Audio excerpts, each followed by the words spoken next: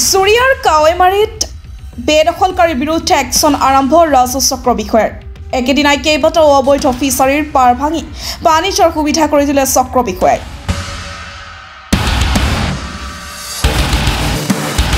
চুৰিয়াৰ কাৱৈমাৰীত বেদখলকাৰীৰ বিৰুদ্ধে ৰাইজৰ প্ৰতিবাদ কৰাৰ পিছতে ৰূপহী চক্ৰ বিষয়াই ঘটনাস্থলীত লাটমণ্ডল নুৰজামান চৰকাৰক পঠিয়ায়।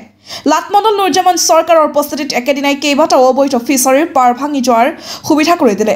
চৰকাৰী নলা বন্ধ কৰি বেদখলকাৰীয়ে বনাইছিল ডাঙৰ ডাঙৰ ফিচাৰীৰ মালিকে কালভাৰ্টসমূহ বন্ধ কৰি ফিচাৰী বনোৱাৰ অভিযোগ। প্ৰতিবাদকাৰীসকলে অতি শীঘ্ৰেই কালভাৰ্টসমূহ খুলি পানী চলাচলৰ কৰিবৰ ব্যৱস্থা দাবী জনাইছে।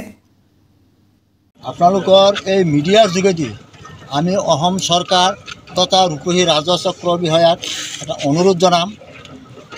4-5 বছৰ আগতে আমাৰ এই 4-5টা গাঁও তিনিচুকীয়া, কাৱৈমাৰী, নিজদিৰীয়া, বগৰীগুৰি গাঁৱৰ মানুহে শালি ধান, বড়ো ধান দুয়োটা ফচল আৰামত কৰিব পাৰিছে। কিছুমান স্বাৰ্থবাদী মানুহৰ সুবিধাৰ কাৰণে অসুবিধাৰ্থে আমাৰ এই কাৱৈমাৰী RCC দলঙৰ পৰা নিজদিৰীয়া দলঙেদি পানীটো সোণৈ নদীলৈ বৈ যায়। প্ৰতি বছৰে সেই বৈ যোৱা ৰাস্তাটো সুবিধাবাদী ফিচাৰীসকলে ফিচাৰী বান্ধি পানী যোৱাটো বন্ধ কৰি দিছে, যাৰ ফলত আমাৰ এই 4-5খন গাঁৱৰ ৰাইজৰ চোতালত পানী উঠিছে, ৰাস্তাত পানী উঠিছে। গতিকে আমি এই মিডিয়াৰ যোগেদি এই অবৈধ যিবিলাক ফিচাৰী খান্দিছে এই ফিচাৰীখিনি বন্ধ কৰি আমাৰ ওপৰঞ্চি বাৰিষাৰ পানীখিনি ওলাই যাবৰ কাৰণে আমি অনুৰোধ ৰাখিছোঁ।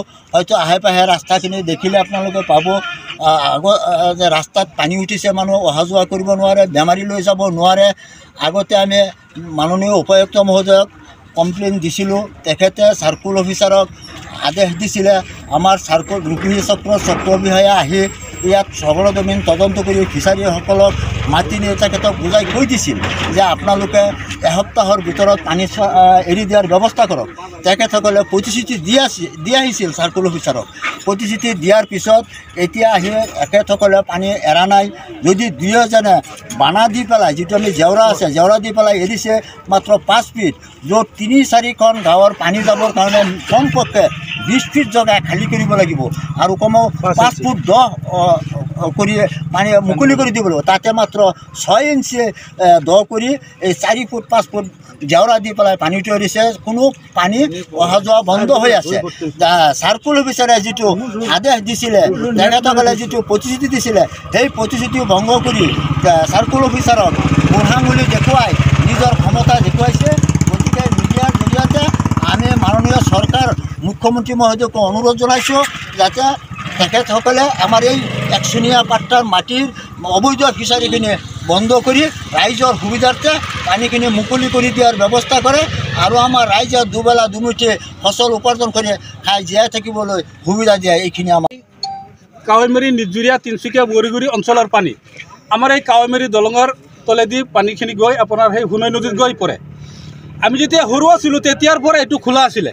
এই কেইবছৰমান ধৰি 4-5 বছৰ ধৰি আপোনাৰ কিছুমান স্বাৰ্থবাদী ব্যক্তিসকলে তেওঁলোকৰ নিজৰ মাটিৰ অধিকাৰ দেখুৱাই এই পানী যোৱা ৰাস্তাৰ ভেটি আপোনাৰ প্ৰত্যেকে এটা এটাকৈ ফিচাৰী বনাই থৈছে, যাৰ কাৰণে আমি এইখিনিৰ পৰা একটোপাল পানীও আপোনাৰ সেইপিনে যাব নোৱাৰে। যাৰ কাৰণে আমাৰ কাৱৈমাৰী, বগৰীগুৰি, নিজদিৰীয়া অঞ্চল প্লাবিত হৈ আছে। য'ত আমি বছৰত 2টা খেতি কৰিব পাৰিছিলোঁ, আজি তাত আমি বছৰত এটা ফচল কৰিব নোৱাৰি। এতিয়া মানুহ উপায় নাপায়, বিভিন্ন অসামাজিক কামত লিপ্ত হ'বলৈ ধৰিছে। আজিকালি ডেকা ল'ৰাটো বুজিয়েই পায়, যেতিয়া ঘৰত আপোনাৰ ভাত নাখায় তেতিয়া কি কৰিব কি নকৰিব তাৰ কোনো ব্ৰেনে কাম নকৰে, তেতিয়া সামাজিক কামত লিপ্ত হয়। ইয়াৰ যোগেৰে সম্পূৰ্ণ ফিচাৰী বন্ধ ব্যক্তিসকল আমি আপোনালোকৰ চেনেলৰ মাধ্যমেদি চৰকাৰৰ দৃষ্টি আকৰ্ষণ কৰিব বিচাৰিছোঁ যে আজি আমি জনামতে যে নাগৰিকৰ সম্পত্তিৰ ওপৰত কোনো অধিকাৰ নাই। আমাৰ নাগৰিকৰ যিখিনি মৌলিক অধিকাৰ আছিলে তাৰ ভিতৰত সম্পত্তিৰ অধিকাৰো আছিলে, কিন্তু চৰকাৰে সম্পত্তিৰ অধিকাৰৰ পৰা আমাক বাতিল কৰিছে। সম্পত্তিৰ অধিকাৰটো সংবিধানৰ পৰা বাতিল কৰিছে। গতিকে সিহঁতে সম্পত্তিৰ অধিকাৰ দেখুৱাই এই পানী যোৱা সোঁত কোনেও বন্ধ কৰিব নোৱাৰে। আৰু এইখিনি বন্ধ কৰি আমাৰ গোটেই অঞ্চলবাসীক আমাক মানে একেবাৰে জুৰুলা কৰি পেলাইছে। এতিয়া আমি অহাবাৰত যে আমি বুঢ়ো খেতি কৰিম, তাত কঠীয়া পেলাবলৈ 1 কঠা মাটিৰো কোনো ব্যৱস্থা নাই যে কঠীয়া পেলাম। সব পানীৰ তলত বুৰ গৈ আছে। আপোনাৰ ছাত্ৰ-ছাত্ৰীসকলে পূব পিনৰ পৰা ছাত্ৰ-ছাত্ৰীসকল আপোনাৰ এই ৰাস্তাতে স্কুলত যায় খোজকাঢ়ি, এতিয়া এবুকু পানী সিহঁতে আহিব নোৱাৰে।